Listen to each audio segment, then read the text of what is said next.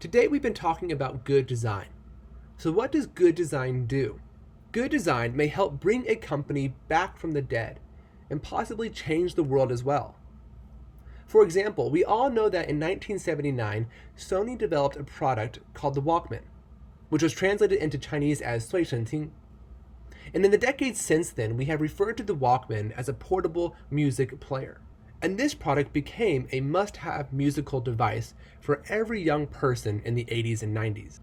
Then, the situation changed in 2001. Why? Apple introduced a new product called the iPod. Before the iPod, MP3s were all over the place, but this product brought a lot of surprises to the world. In 2001, it hit the market, and by 2003, it had sold over 1 million units. By 2004, it had sold over 10 million, and in 2007, it sold more than 100 million. How did such a miracle happen? 1 in every 2 young people in Europe and America owned an iPod. Before the iPod, Apple wasn't called Apple. It was called Apple Computer. It was a company that primarily manufactured computer equipment. In other words, for more than 20 years before Apple was founded, it had been a company that mainly sold computer equipment.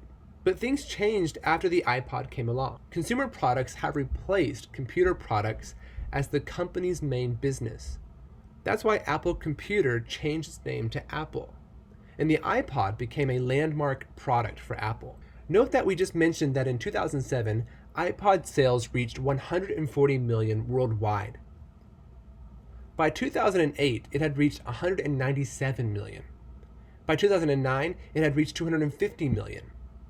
But its sales growth was on a slowing trend compared to before. Why? It's not that the product had changed a bit. It's that in 2007, another Apple product came along that was even more amazing to us. And that's what we call the iPhone.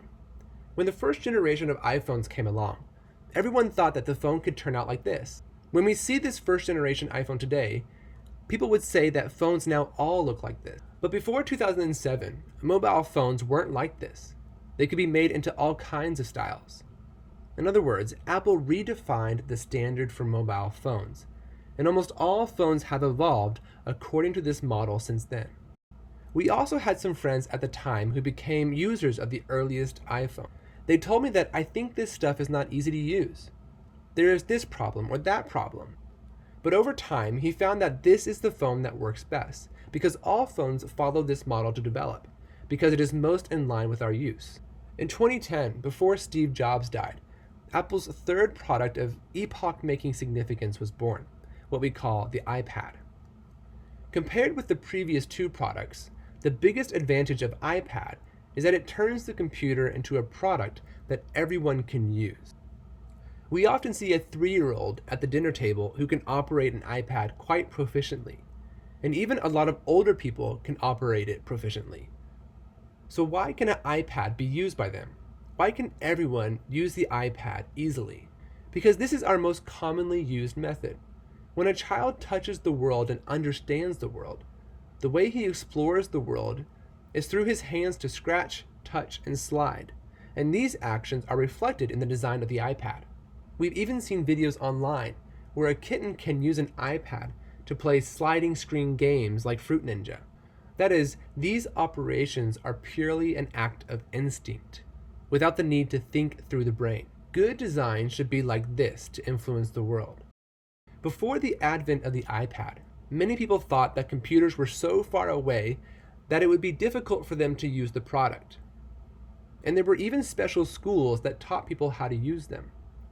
But with the advent of the iPad, there's no need for training. Everyone can use it. I think good software should also be accessible without the user having to be trained. For example, no one taught you how to use Facebook. No one taught you how to use Instagram, but you mastered them quickly. If a piece of software requires users to be trained to master it, there must be something wrong with its design. So good design should be easy for people to take in, easy to learn, easy to master. Good design, of course, has become a brand today.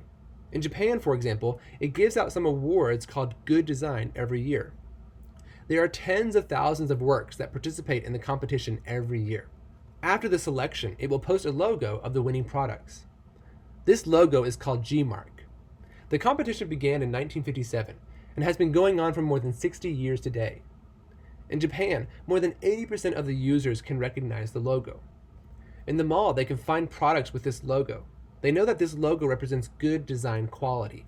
Even if a product with this mark is more expensive than a similar product, there are still more consumers who are willing to choose this product with the G-Mark logo. Not just Japan, but all over the world, the United States, Germany have many such excellent awards. Today, the products that receive these awards are not far away. This is because there are a lot of Chinese companies that use their products to enter these design competitions to win these awards. In these awards, there are also concept awards and student awards specifically set up. There are many design students in China who compete for these awards every year with their work. But behind such international design awards, there's no mystery. If you want, you can also compete for these design awards with your own ideas.